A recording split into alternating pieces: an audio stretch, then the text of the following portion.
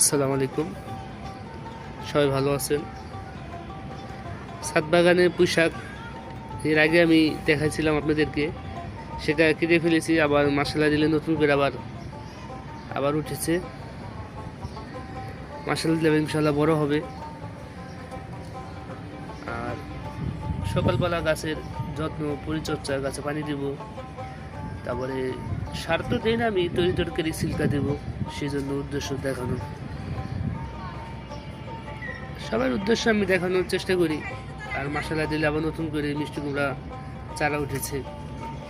আগেরগুলো গাছ নষ্ট হয়ে গেছে, আবার নতুন করে আমি বিচি দিয়ে আবার উঠেছি চারা, সাথে পুঁইশাক। এই পুঁইশাক খুব ভালো লাগতেছে মশলা দিলে।